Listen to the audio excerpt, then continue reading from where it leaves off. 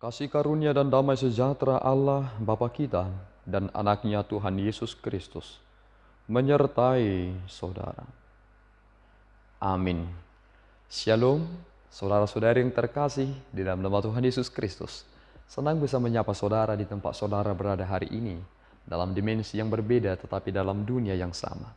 Sebagai insan yang diciptakan untuk Tuhan, sebelum kita melakukan rangkaian aktivitas kita pada hari ini, marilah kita mengawalinya dengan mendengarkan firman Tuhan.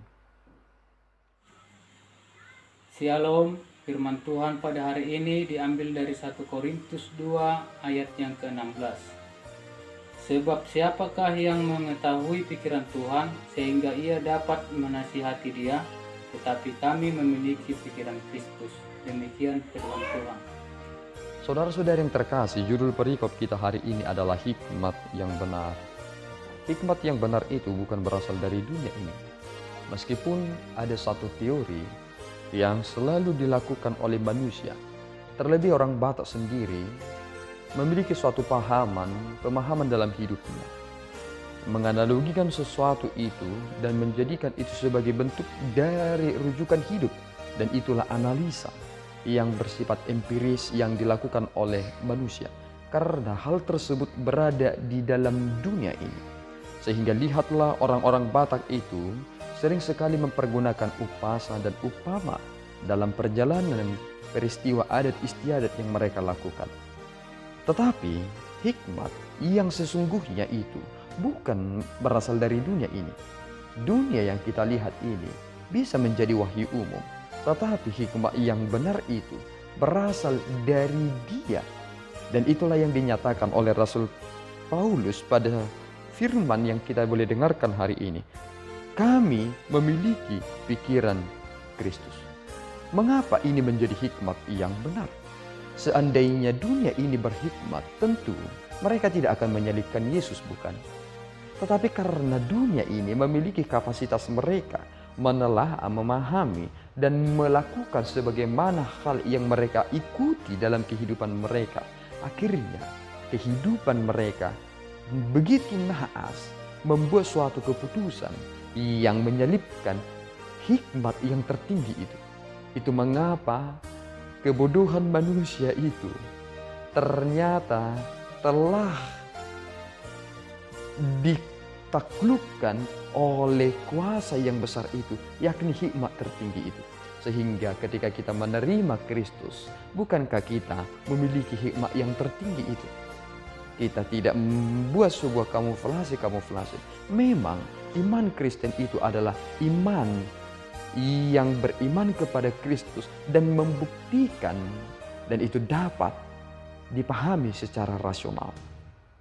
Dan itulah yang Paulus sedang sampaikan kepada kita. Sehingga hal-hal yang rohani itu tidak akan dapat dinilai oleh siapapun. Tetapi manusia yang manusiawi akan dapat dinilai. Lihatlah perkembangan dalam kehidupan manusia.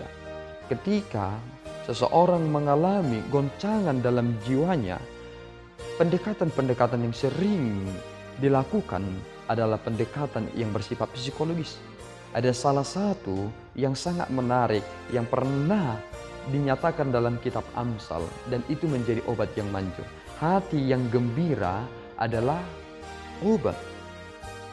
Tetapi pertanyaannya adalah, apakah hati yang gembira adalah obat kepada tulang yang patah? Ketika ia tabrakan, hatinya gembira, tulang tersebut langsung terputus. Ternyata kita menyadari satu hal, bahwa hal itulah yang dipergunakan oleh psikolog untuk mengobati seseorang dalam depresi mereka. Sehingga mereka dibuat ke dalam masa-masa trans, dan kegembiraan itulah yang mendorong mereka untuk mengobati diri mereka sendiri yang terganggu psikologinya. Ada orang yang karena gangguan psikologinya tertawa terus-menerus, terlalu gembira hatinya. Tetapi saudaraku yang terkasih, kita memiliki satu obat yang membuat kita menjadi manusia yang benar. Itulah hikmat yang tertinggi itu.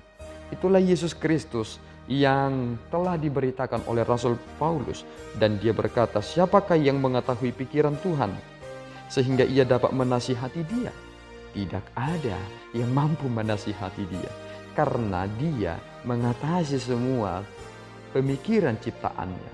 Siapakah kita ini yang ingin menasihati Tuhan? Itu sangat bahaya.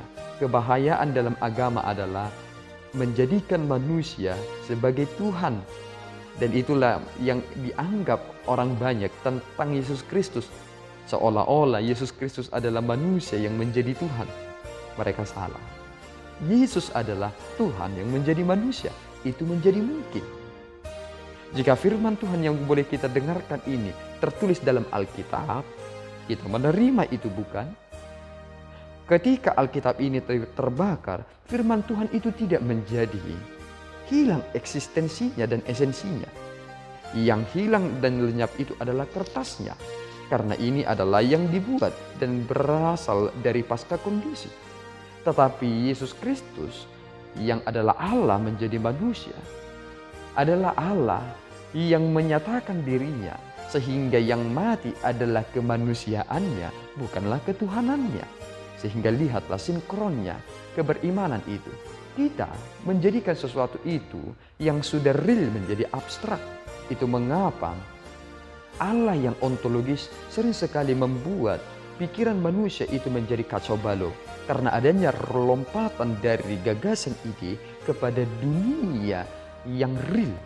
Ketika Yesus Kristus turun menjadi manusia, pikiran manusia menjadi kacau balau. Mengapa demikian? Itulah cara berpikir manusia yang sangat terbatas itu, yang menginginkan Tuhan sebagaimana mereka berpikir. Tetapi Paulus berkata, kami memiliki pikiran Kristus, sehingga kami menyatakan hikmat yang daripada Allah, dan Roh Kuduslah yang menuntun setiap pemberitaan itu, membawa manusia itu kepada pengenalan Allah yang sejati.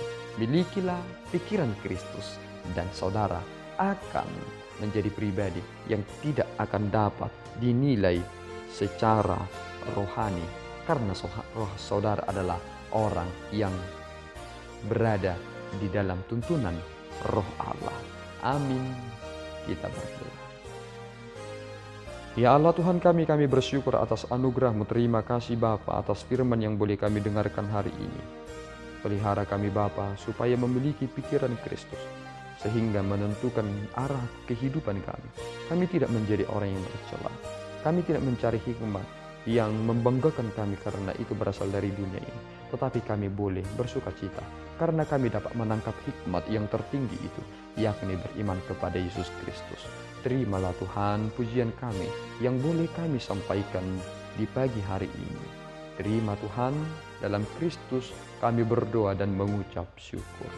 Anugerah Tuhan kita Yesus Kristus, kasih setia Allah Bapa, dan persekutuan Roh Kudus menyertai saudara.